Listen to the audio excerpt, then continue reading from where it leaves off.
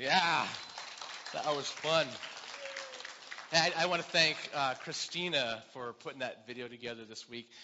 We were uploading pictures onto Facebook, and she was taking them off of Facebook and put them into that video clip together. So, Christina, thank you so much. It was great. Well, good morning and welcome to the journey. If today is your first time here, thank you so much for coming. We want to tell you how much we're glad that you're here, and we really hope you enjoy it. We want you to know, too, that wherever you're at on your spiritual journey, you are welcome here. Whatever you believe, wherever you're going, whatever, you're welcome here, and we're glad that you're here. We hope that you come back. We hope that this is you find that this is a place that's safe and that's positive, and that you can leave a little bit different, too.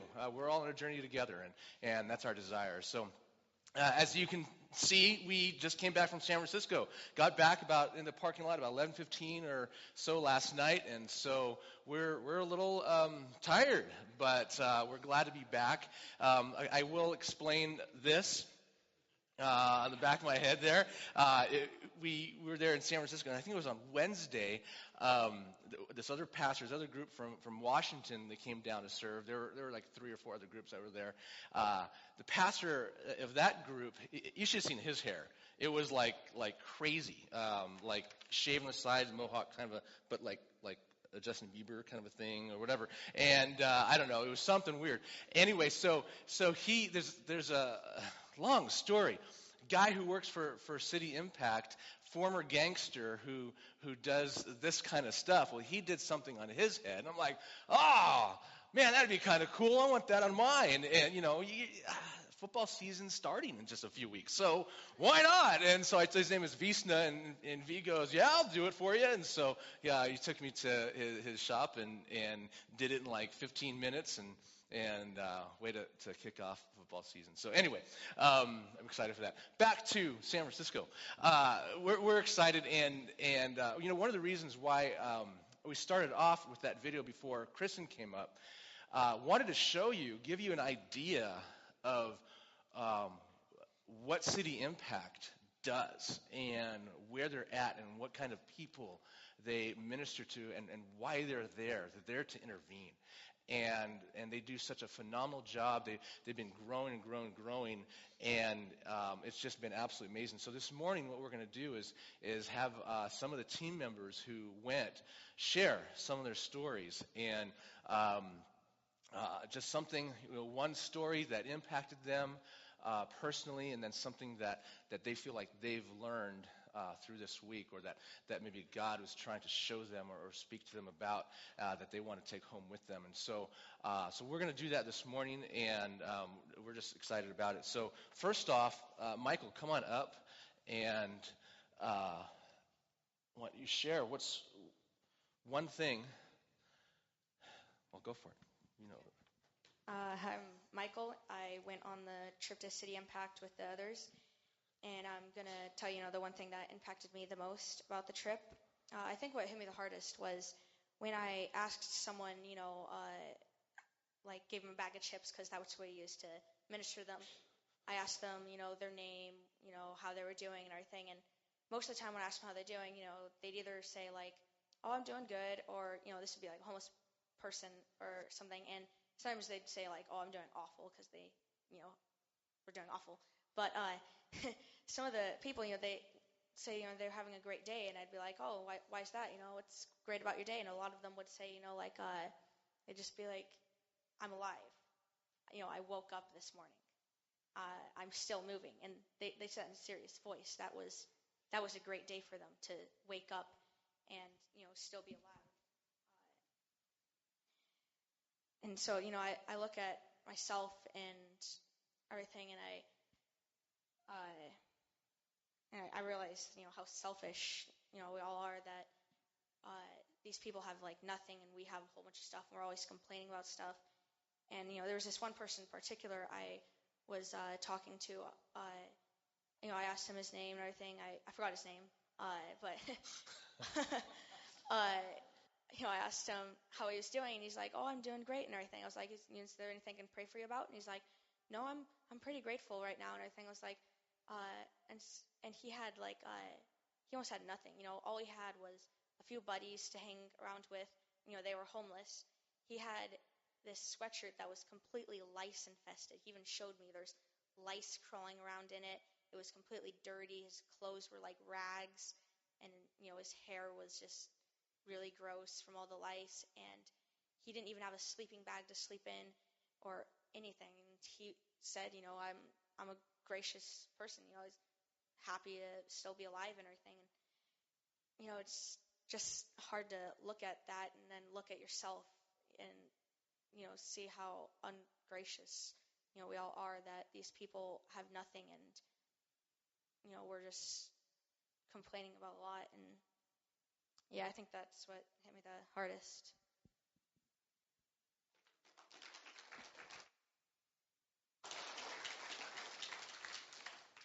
Carly, this was Carly's first time in San Francisco, and I'm so glad. Just come stay over here. So glad you came. Why don't you tell us something about the trip? I think one of the things that hit me the hardest when we were walking around as a group, we were handing out chips to people, and there was this man, and I didn't even look at him. I didn't hand him a bag of chips. I didn't say anything to him. I maybe looked at him and maybe smiled, but other than that, I had no contact with him at all. And all of a sudden, he just looks over at me and he's like, "Young lady, come over here." And at first I was really scared because I had no idea what he wanted, and so I looked over at Mike and I was like, So I walked right over there with her. Yeah. And I walk over there and he kind of started yelling at me at first, and he was like, never be afraid of your fellow man. And it's kind of like, well, there are pretty scary people on the street. And then he just kind of started talking about God and how he'll always catch you when you fall, and he's always there looking over you, and how he loves you in a way that is the most beautiful love that you could ever receive in your life. And it was kind of it was really weird for me because I'd been going through a really hard time with people in my life and feeling like if they left me, I wouldn't be able to get back up. I would fall and I wouldn't be able to get back up emotionally. And the fact that I don't even know this man, and he just says to me, he's there and he'll catch you and he won't let you fall. And it's kind of how would he know that I would need to hear that? It's kind of one of those moments where it was wow, I hear you. I think one of the things I learned the most was we take so many things for granted when people would literally die to have just the littlest things that we have a big amount of every day. And I learned that just simply smiling or waving at someone or saying hi or engaging in a conversation with them can simply make their day. There was one woman, I had talked to her, and when I told her to have a nice day, she said, well, after seeing a smile like yours, how could I not? And it was kind of simply smiling at someone that made her day. That was it was really nice. Yeah. Thank you, Carly. So cool with that situation when that guy was saying, "Young lady, come over here." I'm like, what are you gonna do? And so I walked up, with her, and he started saying those things. And what was so cool was that, and some people at CityImpact will tell you this. Well, before I say that, when we went there to serve, it's not like we were going to the zoo to watch people. Does it make sense? Or that we're going to condescendingly. These are real people with real value and real stories. They just don't know their value. And and that's part of the reason why we showed that video with Anna is because it's real life. And anyway, and with that, you never know what's going to happen and who's going to say what, and like all the F-bombs we heard all week, but on the street, but not from CityImpact. So just clarifying that. But or from our team. Okay, so but when you're there and some people from City Impact will say this as well. They'll say, yeah, we are called to be Jesus to these people here, but sometimes they're Jesus to us. And in that moment, it was like God was speaking that through that person to Carly, and it was really, really cool. It was so right on what he said, and it was such an encouragement for her. And you never know who's gonna that kind of thing is going to come through at whatever time. And so it was really neat. So Carly, thank you for sharing that. Josh, why don't you come on up?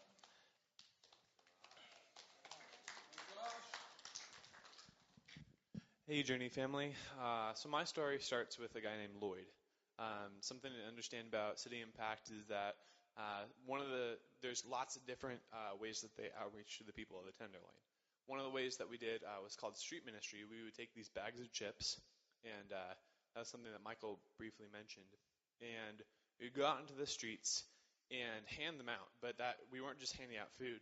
We were using that as a conversation piece of starting to get into their life, break into their life, and be like, "Hey guys, how's it going? How are we doing? What's going on in your life? Oh, you're having a good day? Tell me about your good day." And so, I had the chance to meet this guy named Lloyd. I literally say that he has the most beautiful blue eyes I've ever seen. I mean, they were crazy. And no, we are in San Francisco, not like that. Okay, so, but literally, it was really easy because he was a talker, and I probably sat there for a half an hour just listening to him talk and talk and talk, and those blue eyes helped me. So, I just remember how his story was basically him meeting his beautiful wife, and he just told me all about her and how he met her. And basically, he was a meth addict, and he hurt her and he stole from her, and he was wrecking his life and hers until her dad basically came to him and he's like, "Lloyd, I love you, man, but you can't ever go see her again." And that was his rock bottom moment. And then he had her brother that came over. He's like, he said some choice words to him and threatened to kill him. But anyhow, that's the end of his story with his wife. And then he'd spent 4 years recovering, and he'd been clean for a year. And now he's just waiting to be able to go see his wife again someday. And so that story really, I didn't think of it this way until I was really trying to contemplate what did God teach me this week, so that maybe something that He said to me could be said to you guys. Let me just say this though. This week God showed me how we change, and how He changes us. You see, I think that a lot of times we get so caught up in being like, "Oh, I want to change. I really, really want to change, God. I want to stop, being such an angry person, or I want to be more patient with my kids, or I want to connect more with my family." Or maybe it's people down there are blunt, so let me be blunt. Maybe you got some drug addictions or scars from your past. Or maybe you're a really violent person. You hit people. Or maybe you're addicted to porn. Maybe, I don't know. I don't know what's in your story. But I do know this, that God is incredible, and it starts with Him meeting you right where you're at. And when I say that, I'm just asking you guys the question. Let this stick with you. Are you satisfied to be an unqualified mess? So often I think that people say, well, I'm an angry person, but I'm working on it, right? And we like to qualify that mess because somehow, at least in my own story, I feel better accepting God's love when I know I'm doing something to deserve it. When I know that even if I'm messed up a little bit, I'm still trying a little bit harder, in order to gain that love. The thing is, I think we cheapen God's love all the time by somehow making ourselves better for it. Because that's how I feel. I feel like I can only accept His love whenever I do something to earn it. But the thing is that we're going to mess up over and over and over again, and there's nothing that we can do that's better. And so this guy, Lloyd hits rock bottom, and he's like, "I was a meth addict. No qualification there. Absolutely nothing. He lost his beautiful wife. No qualification there." He didn't try to say, "Oh, even in that worst moment, I did something good." He was ready to accept Christ's love as He was right there in that moment. I want to ask you, are you willing to accept Christ's love? And just through the conviction of saying, "Yeah, I am this sinful behavior." Are you ready to actually accept that God loves that specifically? Not the I'm doing better or I'm trying harder. And are you ready to accept that that's what he died for? Not the person that you could be someday out of your mess. So that's where we start from the change. Get out there and serve, guys. God will change you. That's great. Thank you, Josh.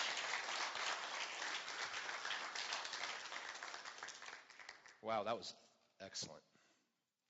Thank you for sharing that. Caitlin, come on up. I like your shirt, by the way. I like it too. Okay, so I wasn't going to share today, and I was telling my dad in the car, I'm not going to share because the only thing I felt like God was like telling me that might be a possibility to share was about our team debrief. And I told him that, and Dad goes, "Wait, I like 2 seconds before you said team debrief, that went through my head," and I was like, "Oh, okay, I guess that's the Holy Spirit. I'm gonna talk today." So.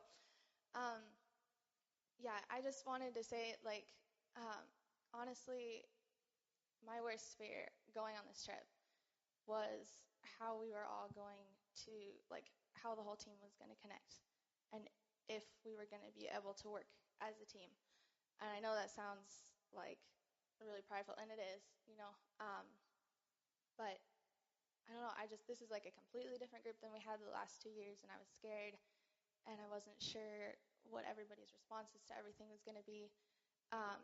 And then Thursday night when we were done serving, we had this team debrief, and it was one of the most powerful things ever.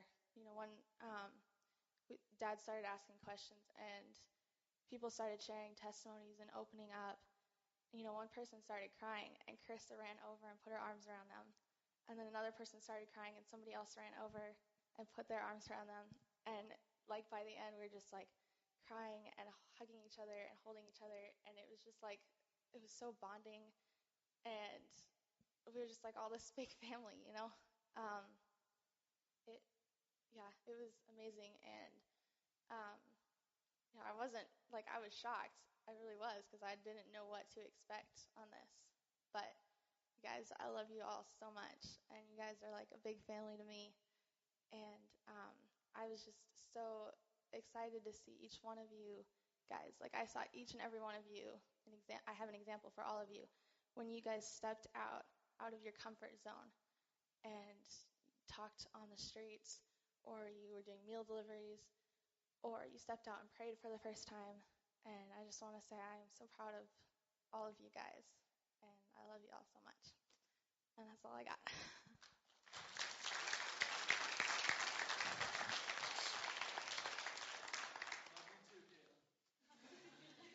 Yeah, that team debrief night was pretty amazing, and we sang, we did some worshiping that was just over the top. It was awesome, pretty incredible. Jordan,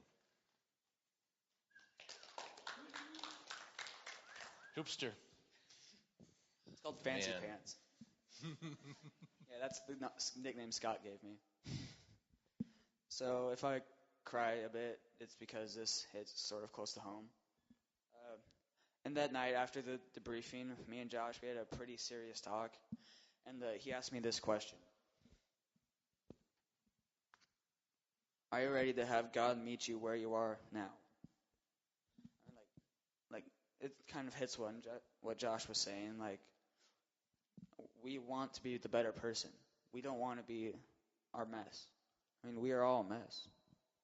There are multiple Bible verses that. Sorry if you guys can't hear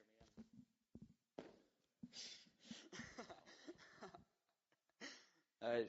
John 3:16, Romans 5:8, and Romans 3:23. They're all really good verses that explain stuff. Everyone knows John 3:16. I don't know the other two.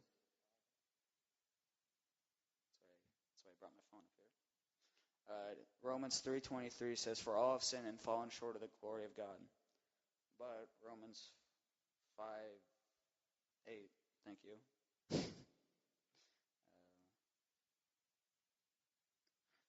Said, but God demonstrates His own love for us in this: while we were sinners, Christ died for us. So Christ died. So Christ died for all of us. He loves all of us, even our worst fears. He loves everything about us. He loves Michael's craziness and that he's going to dig his own grave soon. I'm serious. He walked into a drug deal giving out coupons.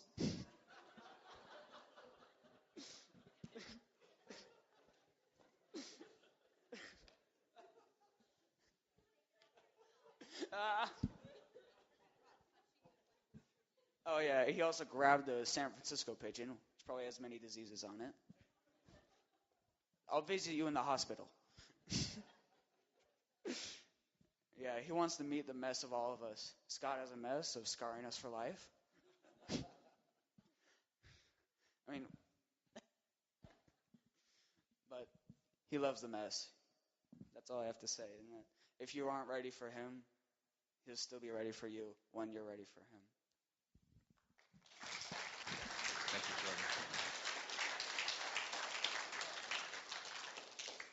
Speaking of Scott, come on up. I'm not sure how I follow that.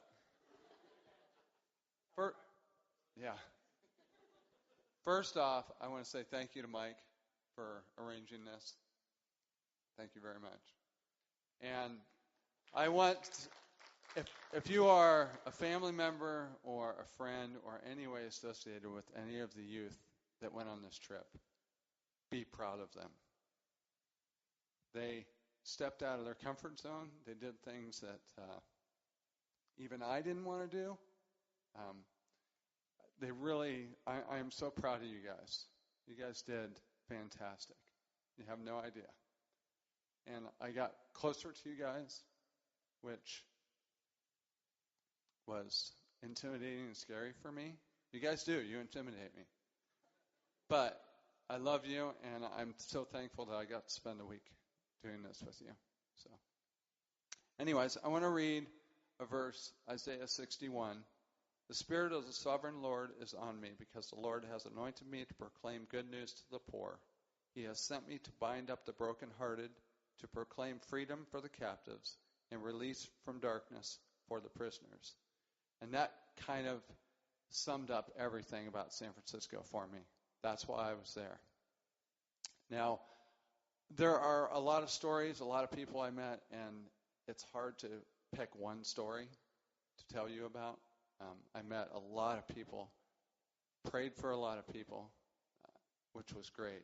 But I think I mentioned this last year. I went last year, and I found out what brokenness was a little bit for myself, but more so what a city that's broken, an area of a piece of the world that's broken.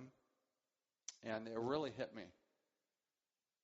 And this year when I was there, I discovered that I was standing in the brokenness. I could see it. You can feel it. You can feel the darkness that's there. But then something happened. Standing there, looking around, seeing the mess that place is, I felt hope. I saw hope. You talk to the people. There's something what CityImpact is doing. There's something there that's having an effect on all the people. They are actually, they know who you are. They know what you're doing. And they want you to be there. When I went into some of the buildings and knocked on the doors, the people answered, "Oh, you're from CityImpact." I said, "Yes." "Oh, I'm so glad you guys are doing what you're doing." They don't see anybody. They live in those apartment buildings. They don't ever come out. The only people they see are either the landlord or somebody from CityImpact. Most of the time. They're afraid to go out on the streets because they're going to get beat up. Or they're handicapped and they don't have anybody that can help them out.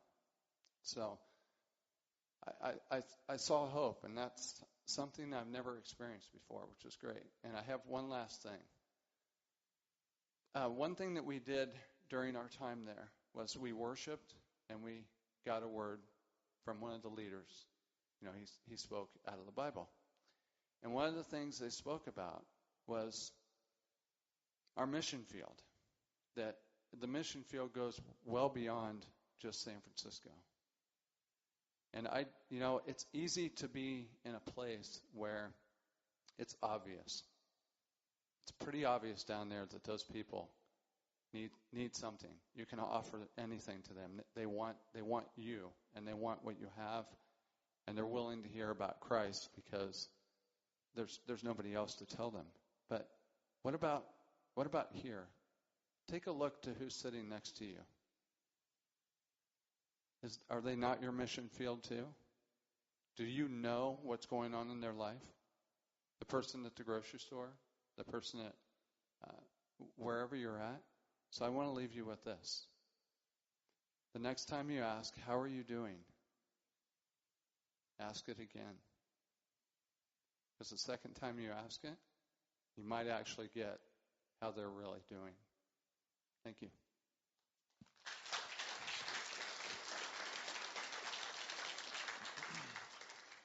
Paul, come on up. Hey.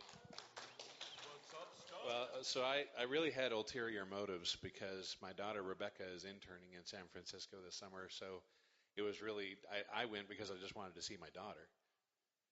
And God really had some new plans for me this week.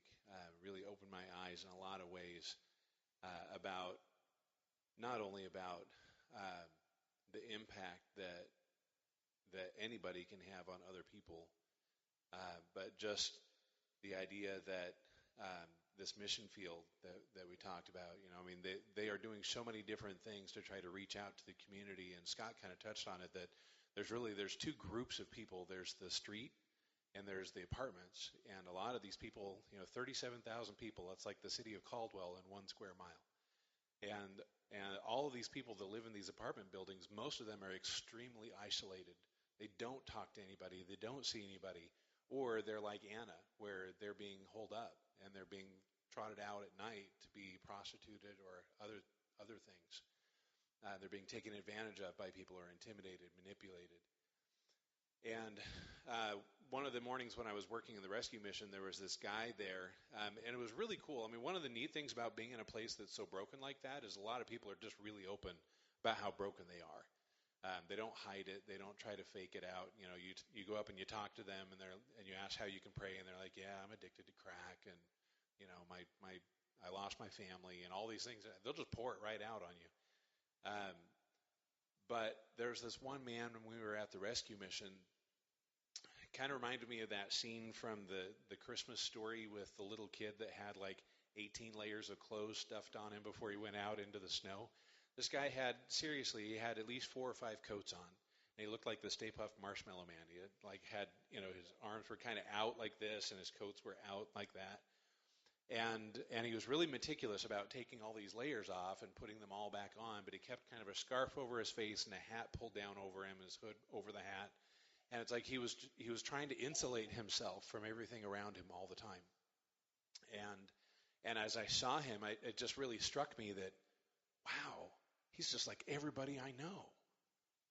We insulate ourselves and we wrap ourselves up with things, with success and entertainment and achievements and possessions and addictions, and we try to hide and we try to cover up who we really are because we're trying to protect ourselves.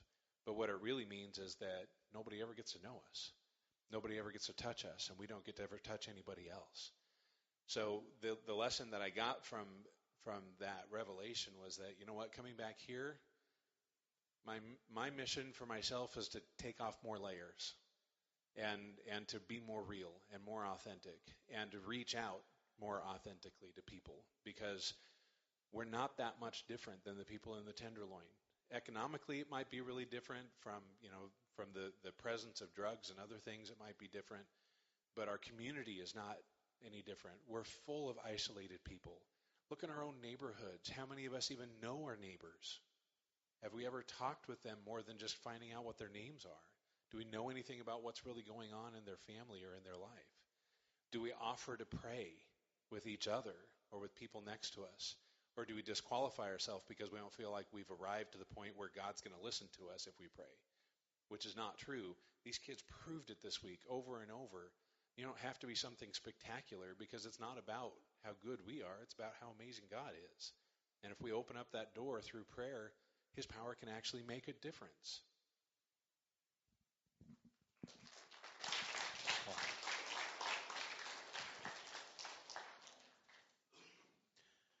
it was a trip that I wish everyone here could have gone on.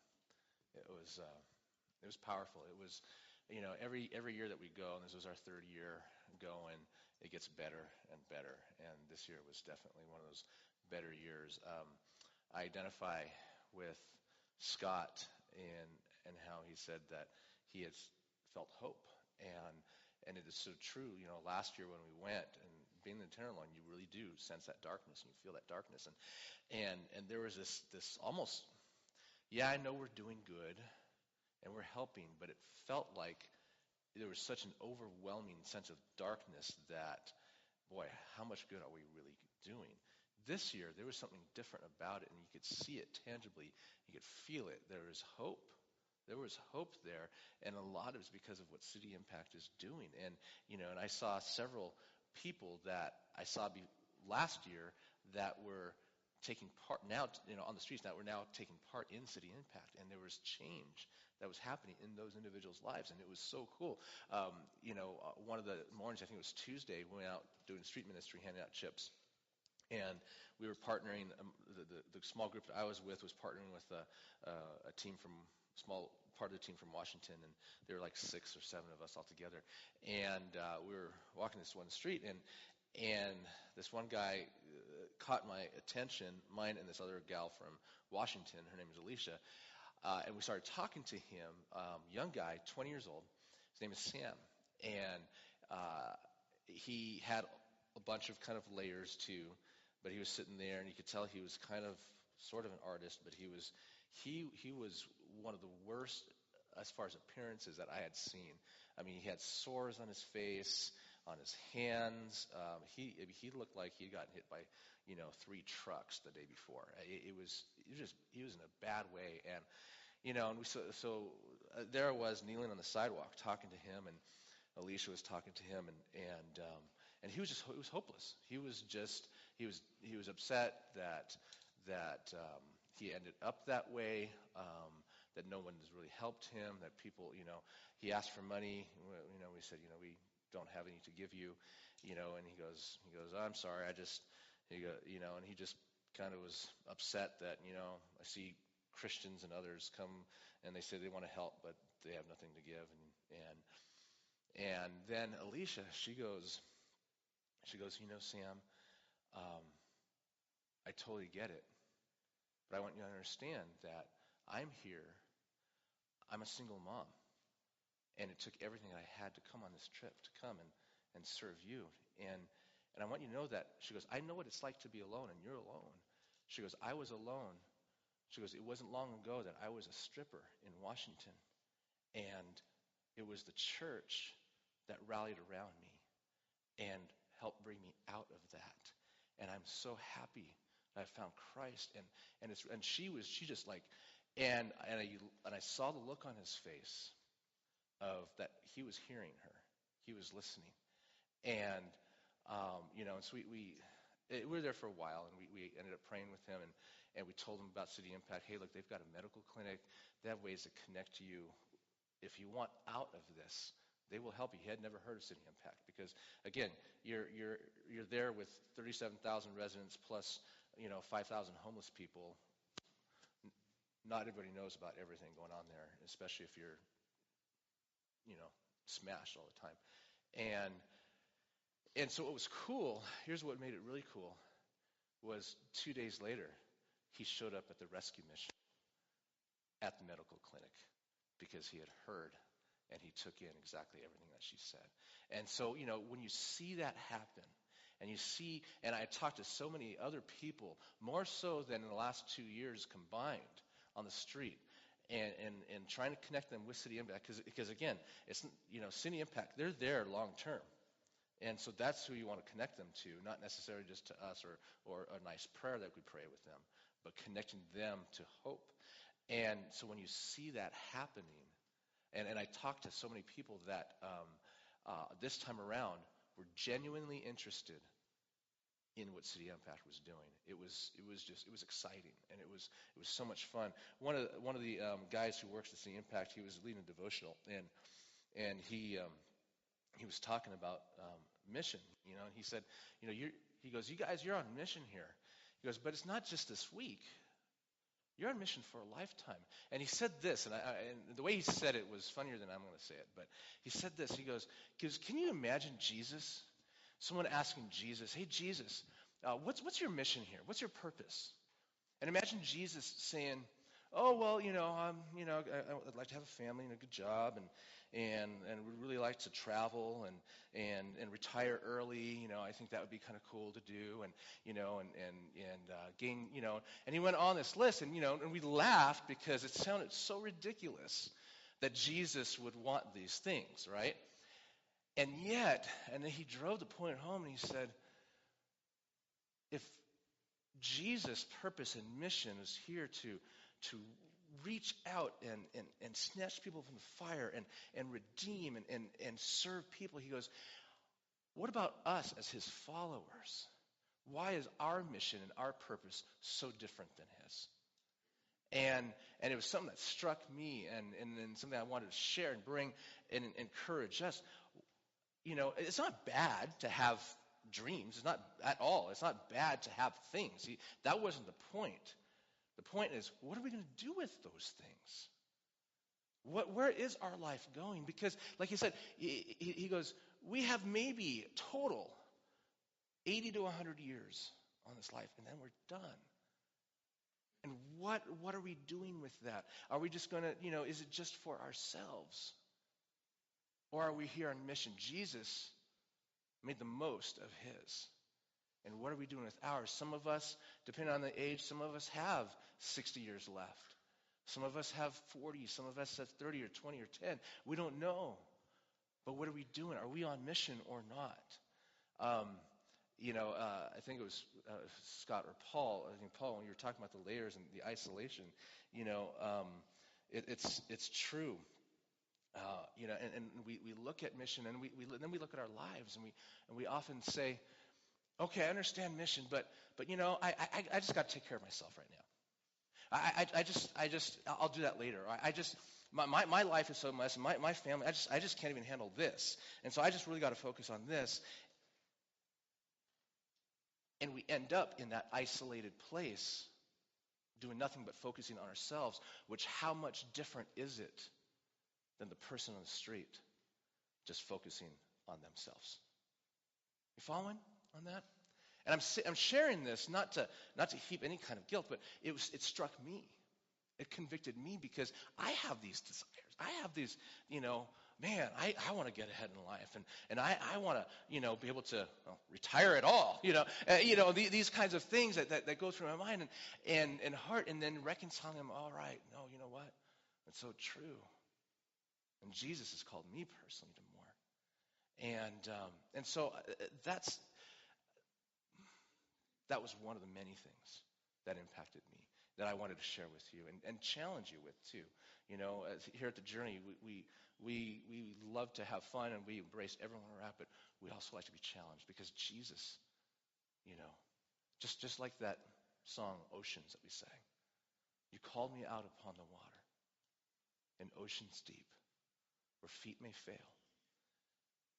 Are we going out on that water where we might fail, but Jesus isn't going to fail us? And he says, you know what, I want to stretch you and I'll call you. And I want to show you some things that you can do that you never thought you could do. And anyway, I am so proud of this team. So incredibly proud of this team. And it was an awesome week. Full, sun up to way after sundown.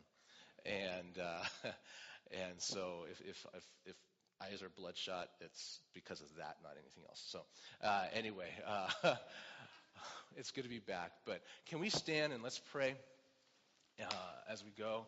And I just want to encourage you, hang out. Don't bolt out the door if you don't have to. Talk to some of our team. Ask them, encourage them. Ask them something else or something. Do something. And interact with each other, and then go. Unless you want to help clean up the church for the Spanish church that's coming, I'm going to stay and help. But anyway, you can do that too. But let's pray. Father in heaven, thank you so much for an amazing trip.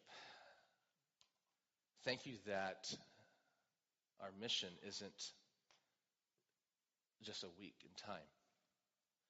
It's not that we go on a missions trip and, okay, we're done, we did our thing, now we can go back to living life as it is. Jesus, you call us to more than that. Lord God, I remember a missionary I heard say this to me. He said it actually to a congregation I was sitting in. He said, you're either a missionary or you're the mission field. Which are you? And God, I pray that you would help us to, especially those of us who have heard your voice, who want to follow Jesus, who call ourselves Christ followers, that you would help us to jump onto the side of being missionaries and not a mission field.